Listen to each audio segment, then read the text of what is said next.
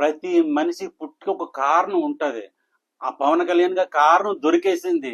ప్రజల కోసమే చావాలి, ప్రజల కోసమే బతకాలన్న కారణం ఆయన దొరికేసింది.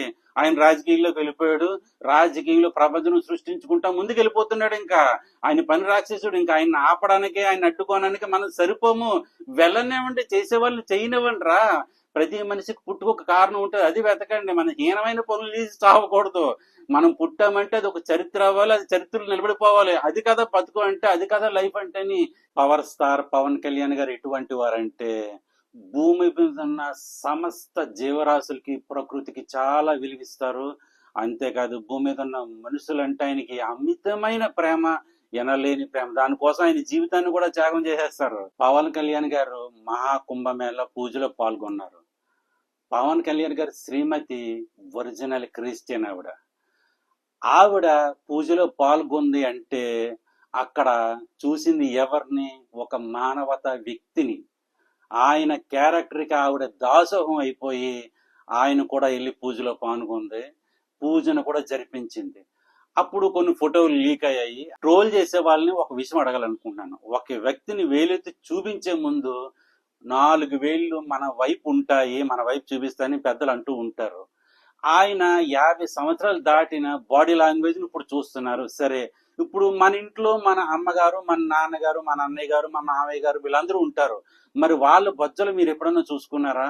ముందు మన ఇంట్లో చూసుకోండి. మన వాళ్ళు ఎలా ఉన్నారు, ఎటువంటి బొజ్జలతో ఉన్నారు, ఎటువంటి బాడీ లాంగ్వేజ్ కేటగిరీతో ఉన్నారో మనం చూసుకోవాలి కదా. మనం చూసుకున్న తర్వాత వేరే వాళ్ళని మనం ట్రోల్ చేయాలి కదా, వేరే వాళ్ళని ఇమిటేట్ చేయాలి కదా. అంటే మన ఇంట్లో మన అమ్మ, నాన్న, మన అన్నయ్య, మామయ్య ఎలాగన్నా ఉండొచ్చు, ఎటువంటి బట్టలతో ఉండొచ్చు, కానీ వేరే వాళ్ళ మట్టుకు 6 ప్యాక్స్ తోని లేదా బాహుబలి కండలతోని కనిపించాలా మీకు? మీకు విషయం చెప్పనా? మీరు చెడ్డీలు వేసుకోక ముందే ఆయన బ్లాక్ బెల్ట్ కరాటే మాస్టర్. ఆయన చూడలేదురా తమ్ముడు?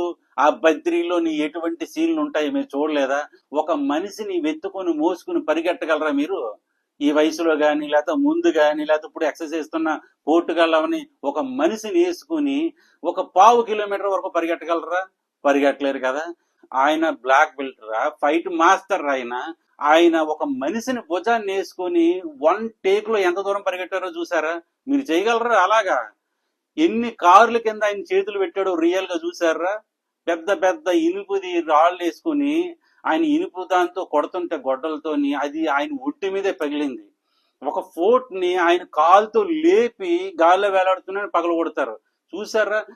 బాగా అబ్జర్వ్ చేస్తే ఆయన స్కూటర్ మీద చాలా చేంజింగ్ చేశారు, ఈవెన్ అత్తారింటి దారిదులు కూడా. కానీ ఆయన కాలు వెనక నుంచి ఎప్పుడు తీయలేదురా, ఎదరి నుంచే తీశారు. బాగా అబ్జర్వ్ చేయండి. ఆయన స్కూటర్ మూమెంట్ లోని కాలు ఎప్పుడు ఎదరి నుంచే, హ్యాండిల్ నుంచే లేపుతాడు ఆయన. అటువంటి బ్లాక్ బెల్ట్ ఆయన. ఆయన చూస్తే, ఆయన కండలు చూస్తే మతిపోతుంది. ఒకప్పుడు బ్రూస్లీ గారు ఎలా ఉండేవారు అలా పెంచాడు ఆయన కండలు అదిని. ఆ తమ్ముళ్ళు చూసుకుంటేనే అప్పుడు గ్రాఫిక్లుని మేనేజ్ ఫొటోస్ లేవురా, ఇదంతా ఒరిజినల్. అలాంటి ఆయన రాజకీయంలోకి వచ్చి ఏదో రాజకీయం కోసం, ప్రజల కోసం సేవ చేయాలి. మంచి అల్టిమేట్ లైఫ్ రాయింది, లగ్జరీ లైఫ్. ఆయన అంటే పడి చచ్చిపోతారా, ప్రాణాలు ఇచ్చేస్తారు ప్రజలు. అటువంటిది ఆయన అదంతా పక్కన పెట్టి రోడ్ల మీద కూర్చుంటా, భోజనాలు చేసుకుంటా, చెట్ల కింద కూర్చుంటా ఎలాంటి బ్రతుకు ఆయన బతుకుతున్నాడో చూసి బాధపడాలరా మనము. ఆయన నవ్వుతే ఒక ట్రెండ్ రా, తల ఎలా ఎగరేస్తే ఒక ట్రెండ్, ఆయన సొక్క వేసుకుంటూ ట్రెండ్, లింగి పంచి కడితే ట్రెండ్. మొత్తానికి ఆయనే ఒక ట్రెండ్ రా. మీకు అర్థం అవట్లేదు. మీకు కూడా ఆయన భవిష్యత్తే పెడుతున్నాడు, మీకు కూడా అన్నమే పెడుతున్నాడు, ఆయన మీకు కూడా జీవితమే ఇస్తున్నాడు. ఈవెన్ పొద్దుతో మీరు ట్రోల్ చేసినా సరే, మీ వీడియోలు వెళ్ళి వైరల్ అయ్యి వాటి మీద డబ్బులు వచ్చి మీరు సంపాదించుకుంటున్నారంటే దానికి కూడా పరోక్షంగా ఆయనే కారణం అవుతున్నాడు. అటువంటి మహానుభావుడు రా. ఎందుకు ఆయన జోలికి వెళ్తారు? ఒకప్పుడు విశ్వవిఖ్యాత నట సార్వభౌమ నందమూరి తారక రామారావు గారు ఉండేవారు. 2 రూపాయలు బియ్యం ఇచ్చి ఆయన ఎంతో సేవ చేశారు ప్రజలకి. తర్వాత వైఎస్ఆర్ రాజశేఖర రెడ్డి గారు వచ్చారు, 108 పెట్టారు, ఆరోగ్యశ్రీ పెట్టారు, ఆయన ఎంతో సేవ చేశారు. తర్వాత నారా చంద్రబాబు నాయుడు గారు వచ్చారు, హైటెక్ సిటీ చేసి ఎన్నో కంపెనీలు, సాఫ్ట్వేర్ కంపెనీలు తెచ్చి డెవలప్ చేసి పెట్టారు. జగన్ గారు వచ్చారు, ఆయన ఎన్నో పథకాలు ఇచ్చి ఆయన ఎంతో కొంత సేవ చేశారు. అలాగా ఏ రాజకీయ నాయకుడు వచ్చినా ప్రజలకు సేవ చేస్తున్నాడా లేదా అదొకటే చూడాలి. కానీ వాళ్ళ మీద ఇంతగా ట్రోల్ చేయడం నాకు తెలియగలుగుతాను. ఇప్పుడు మీరేంటనేది ప్రజలకు తెలిసిపోతుంది, మీరు ఎటువంటి వీడియో పెట్టారనేది. తూ అని ఊసారనుకో, అదొక బతికేనిట్రా. ఎలాగో హీరోల మీద పడి మీరు ఎలాగో ట్రోల్ చేసుకుంటున్నారు, హిట్ అవ్వాల్సిన సినిమాలు అట్లీస్ట్ యావరేజ్ గా ఆడవలసిన సినిమాలను కూడా ఫ్లాప్ చేసి పెట్టేస్తున్నారు మీ ట్రోల్స్ వల్ల. రాజకీయ నాయకులు జోలికి వెళ్ళకండి. ఇప్పుడు పవన్ కళ్యాణ్ గారు రాజకీయ నాయకుడు, సినిమా హీరో కాదు. ఆ బ్యాలెన్స్ ఉన్న సినిమాలు చేసి ఆయన రాజకీయంలోనే పని రాక్షసుడిగా ఆయన లీనమవుతున్నాడు. అలాగే వెళ్తున్నాడు ఆయన. ఆయనకి రెస్ట్ లేదురా, పనే ఒకటే. ఆ పని రాక్షసుడు అని అందరూ అంటున్నారు కదా యూట్యూబ్ నుండి. ఆయన కోసం మాట వచ్చిందంటే పని రాక్షసుడు అని అంటున్నారు. ఆయన్ని చేయనివ్వండి, చేసే వాళ్ళని ఎందుకురా ట్రోల్ చేసి చెడగొట్టడం? చిల్లర పనులు చేసి చిల్లరగా బతకడం ఎంతవరకు కరెక్ట్ రా? తప్పు అది.